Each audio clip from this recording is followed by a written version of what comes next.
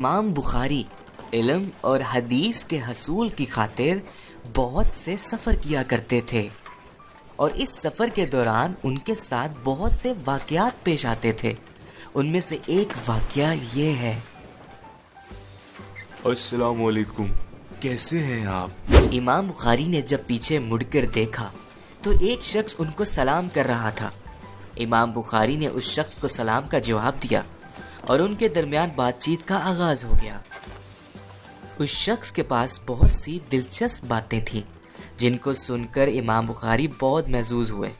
ان دونوں میں ایک اچھا رابطہ قائم ہو گیا اور وہ دونوں جہاز پر بہت سارا سفر اکٹھے گزارنے لگے۔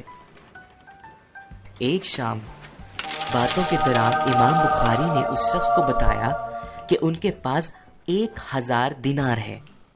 یہ سن کر اس شخص میں لالچ پیدا ہو گیا اور اس نے ان پیسوں کو ہتھیانے کے طریقے سوچنے لگا۔ اگلی صبح وہ شخص زور زور سے رونے لگا اور پکارنے لگا، میں لٹ گیا، برباد ہو گیا۔ جہاز میں موجود لوگوں نے جب اس سے پوچھا کہ کیا ہوا تو اس نے بتایا کہ اس کے 1000 دینار چوری ہو گئے ہیں اور بہت ڈھونڈنے کے باوجود اس کو نہیں مل رہے۔ یہ سن کر جہاز میں موجود سپاہی نے اعلان کیا کہ تمام لوگ اپنے سامان کی تلاشی دیں، کسی شخص کے 1000 دینار چوری ہو گئے ہیں۔ جیسے ہی امام بخاری نے یہ سنا وہ سمجھ گئے کہ یہ اس شخص کی شرارت ہے جس کو انہوں نے کل ہی اپنے پاس موجود 1000 دینار کی خبر دی تھی۔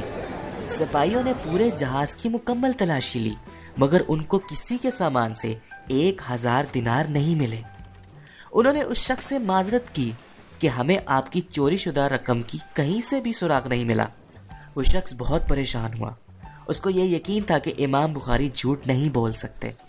وہ شخص امام بخاری کے پاس گیا اور ان سے پوچھا کہ حضرت، میں جانتا ہوں آپ جھوٹ نہیں بول سکتے، تو یہ سب ماجرا کیا ہے؟ امام بخاری نے کہا کہ میں حدیث اکٹھی کر رہا ہوں۔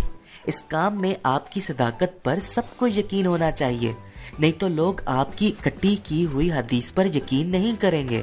جب سپاہی نے اعلان کیا تو میں سمجھ گیا کہ یہ آپ نے کیا ہے، اور اگر میں پکڑا جاتا تو لوگ مجھ پر شک کرتے کہ شاید میں نے چوری کی، اور اسی وجہ سے جو میں حدیث والا کام کر رہا ہوں اس کو بھی شک کی نگاہ سے دیکھتے، تو میں نے اس 1000 دینار کو جہاز سے پھینک دیا۔